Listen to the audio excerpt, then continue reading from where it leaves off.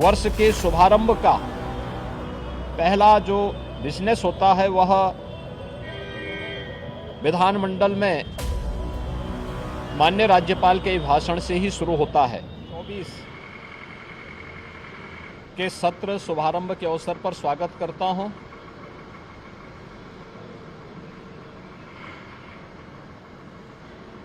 अयोध्या में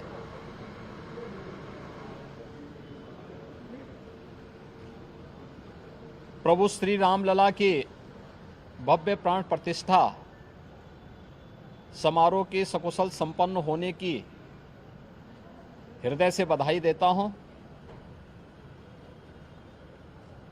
और आज से प्रारंभ हो रहे वर्ष 2024 के उत्तर प्रदेश विधानमंडल सत्र शुभारंभ के अवसर पर सभी माननीय सदस्यों का भी मैं हृदय से स्वागत करता हूं। सत्र का शुभारंभ अभी कुछ देर बाद माननीय राज्यपाल जी के अभिभाषण से होगा। अभिभाषण सरकार की उपलब्धियों और भावी योजनाओं का एक बहुत महत्वपूर्ण दस्तावेज होता है और किसी भी सत्र के वर्ष के शुभारंभ का पहला जो बिजनेस होता है वह विधानमंडल में माननीय राज्यपाल के भाषण से ही शुरू होता है। बजट सत्र है तो वर्ष 2024-25 का बजट भी इस दौरान उत्तर प्रदेश विधानमंडल में प्रस्तुत होगा और वर्ष भर के आय व्यय को लेकर के सदन में चर्चा होगी।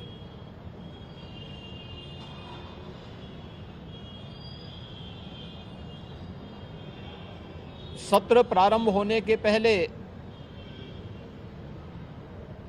दलीय नेताओं से संबंधित बैठक और उससे पूर्व बिजनेस एडवाइजरी कमेटी की बैठक भी संपन्न होकर के जो कार्ययोजनाएं तय हुई हैं उसके अनुसार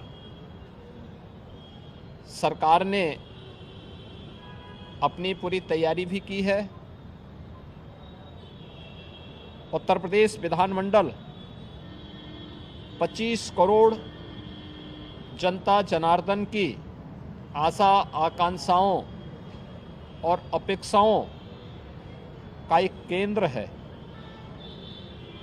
जनता से जुड़ी हुई हर सुख दुख से जुड़ी हुई घटनाओं को उल्लास और विषाद से जुड़ी हुई घटनाओं का यह साक्षी है। मुझे प्रसन्नता है कि उत्तर प्रदेश विधानमंडल पिछले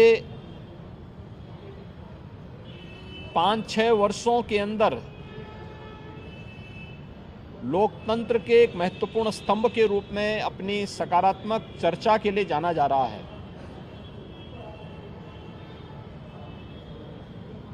सकारात्मक मुद्दों पर, विकास से जुड़े हुए मुद्दों पर हर माननीय सदस्य अपनी बात को सदन में रखने के लिए उत्सुक दिखाई देता है और मैं इस अवसर पर अपने विपक्षी मित्रों से भी इस बारे में अपील करूंगा कि जो माननीय सदस्यों की भावनाएं हैं उसे दलीय सीमाओं से अलग हट करके प्रदेश के विकास के लिए विधान सभा या विधान परिषद को हमें एक सकारात्मक चर्चा का केंद्र बनाने की आवश्यकता है और उस दिशा से यह सत्र हमारे लिए बहुत महत्वपूर्ण सत्र होगा। राज्यपाल जी के भाषण पर चर्चा होगी, उसका जवाब भी सरकार की तरफ से जाएगा। बजट पर चर्चा होगी, माननीय सदस्यों को अपनी राय इन दोनों महत्वपूर्ण मुद्दों पर और अनुदान मांगों पर रखने का अवसर प्राप्त होगा। इसके अलावा अपने अपने विधानसभा क्षेत्र से जुड़े हुए या प्रदेश के विकास से जुड़ी हुई महत्वपूर्ण बातों को सदन के समक्ष रखने का भी अवसर माननीय सदस्यों को प्राप्त होगा। मुझे विश्वास है कि जो एक सकारात्मक माहौल प्रदेश के बारे में बना है, देश में, दुनिया में, उस सकारात्मक माहौल का लाभ विरोधी दल भी लेकर के एक सकारात्मक चर्चा का केंद्र विधानमंडल को बनाने में अपना योगदान देंगे।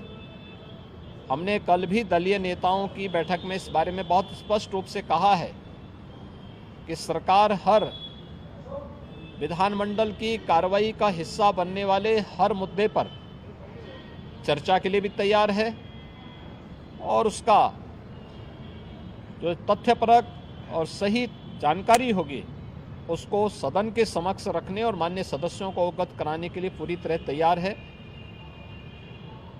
मैं एक बार फिर से उत्तर प्रदेश विधानमंडल की वर्ष 2024 के सत्र शुभारंभ के अवसर पर सभी माननीय सदस्यों को हृदय से स्वागत करता हूं। उन्हें उत्तर प्रदेश विधानमंडल की कार्रवाई को सुचारू और नियम संगत तरीके से आगे बढ़ाने के लिए उन सब का आह्वान करता हूं।